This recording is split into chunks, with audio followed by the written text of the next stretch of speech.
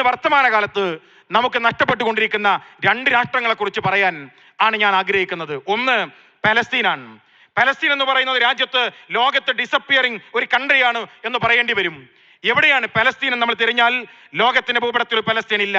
പക്ഷേ റാമല്ലയുടെ മലമടക്കുകളിലെ പോരാളികളുടെ ഹൃദയങ്ങളിൽ അവിടെ ഒരു ഭൂപടമുണ്ട്.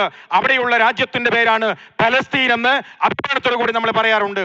ആ പലസ്തീൻ എന്ന് പറയുന്നത് ഇന്ത്യയെ പോലെ ഒരു ടെറിട്ടറി നാഷണലിസമാണ്. അവിടെ മതത്തിന്റെ പേരിലല്ല, അവിടെ ജാതീയതയുടെ പേരിലല്ല. നമുക്കറിയാം അവിടുന്ന് ഉയർന്നു വരുന്നത് ഏതെങ്കിലും തരത്തിലുള്ള ദേശീയതയെക്കുറിച്ച് അവിടെ സംസാരിക്കുമെങ്കിൽ അവർ ഹൃദയത്തിൽ സ്ഥാപിക്കപ്പെട്ട ഒരു ഭൂമികയുണ്ട്. ആ ഭൂമികയുടെ ഒരു ദേശീയതയെക്കുറിച്ചാണ് അവർ സംസാരിച്ചു കൊണ്ടിരിക്കുന്നത്. അപ്പോ പലസ്തീൻ എന്ന് പറയുന്നതും എന്റെയും നിങ്ങളുടെയും ഇന്ത്യ എന്ന് പറയുന്നതും ഈ രാജ്യത്തെ ഒരു ടെറിട്ടറി നാഷണലിസത്തെ ഉയർത്തിപ്പിടിക്കുന്ന രണ്ട് രാജ്യങ്ങളാണ്. ഈ രണ്ട് രാജ്യങ്ങളിൽ ഇന്ന് സംഭവിച്ചുകൊണ്ടിരിക്കുന്നത് എന്താണ്?